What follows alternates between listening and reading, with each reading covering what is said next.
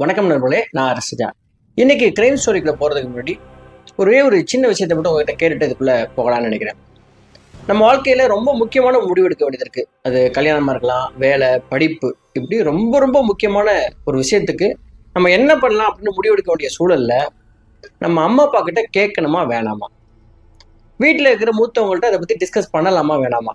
ஒருவேளை இப்படி கூட சொல்லலாம், அவங்க வேற ஜென்ரேஷன் ஜி, நம்ம ஜென்சி, அதனால நம்ம வேவ் லென்த் அவங்க வேவ் லென்த் செட் ஆகாது, அவங்களுக்கு இதெல்லாம் தெரியாது, அவ்வளோ அனுபவம்லாம் கிடையாது, இது என்ன மாடர்ன் ட்ரெண்டு, இந்த மாதிரி பேசிட்டு இருக்கிற நபரா நீங்க? இது சரியா தப்பா? இந்த கேள்விக்கான பதிலை நீங்க சொல்ல வேணாம், உங்க மனசுலயே வச்சுக்கோங்க. இந்த வீடியோடைய இறுதி பகுதியில் இதை பற்றி நம்ம பேசலாம். சரி, மறக்காம இந்த சேனலை சப்ஸ்கிரைப் பண்ணிட்டு இந்த வீடியோவை கண்டினியூ பண்ணுங்க. தென்காசி மாவட்டத்தில் குத்துக்கல் வலசை அப்படின்னு ஒரு பகுதி இருக்குது. இந்த பகுதியை சேர்ந்தவங்க அபிராமி. அவங்க ரொம்ப ரொம்ப சுறுசுறுப்பானவங்க.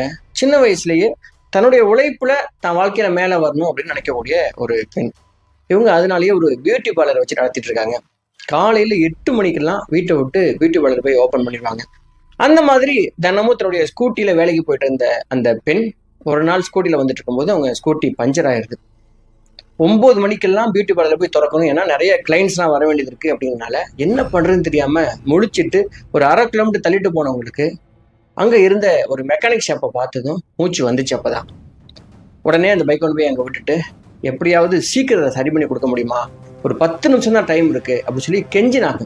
அப்போ அந்த மெக்கானிக் ஷாப்ல காளிராஜ்னு சொல்லிட்டு ஒரு பையன், 20 வயசு பையன் தான், ரொம்ப துருதுருன்னு இருந்த பையன். இந்த பெண் அவ்வளோ அர்ஜென்சி அப்படின்னு சொல்றதை புரிஞ்சுக்கிட்டு உடனடியாக தான் பார்த்துட்டு இருந்த வேலையெல்லாம் விட்டுட்டு இந்த ஸ்கூட்டியை பஞ்சர் விட்டுறான். சரியா 3 நிமிஷத்துல பஞ்சர் ஊட்டி கொடுத்ததும் அபிராமிக்கு சொல்ல முடியாத சந்தோஷம்.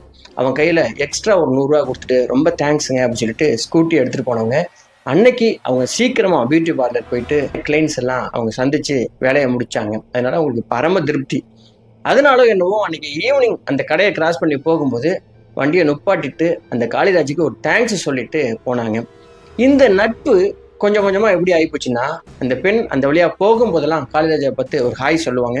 அவனும் பேச ஆரம்பிச்சான். ஒரு கட்டத்துல இவங்க 2 பேரும் தன்னுடைய மொபைல் நம்பரை எக்ஸ்சேஞ்ச் பண்ணதுனால பேசிக்க ஆரம்பிச்சுக்கிட்டாங்க. இந்த பேச்சு எப்படி ஆயிடுச்சுன்னா, தனியா போயிட்டு டீ சாப்பிட்ற அளவுக்கு, ஹோட்டலுக்கு போற அளவுக்கு நட்பு வளர்ந்துட்டே இருக்கும்போது காளிராஜுடைய அம்மா பேரு உமா, காளிராஜுடைய அப்பா பேரு கண்ணன். உமாவுக்கு ஒரு தகவல் வருது இந்த மெக்கானிக் ஷாப்ல இருந்து, உங்க பையன் இப்பெல்லாம் ஒழுங்கா வேலைக்கு வர்றதே கிடையாது, ஏதோ ஒரு பொண்ணு கூட சுத்திட்டு இருக்கான், என்னன்னு கொஞ்சம் பார்த்து கண்டிச்சு வச்சுங்கம்மா அப்படிங்கிற தகவல் தான் அது.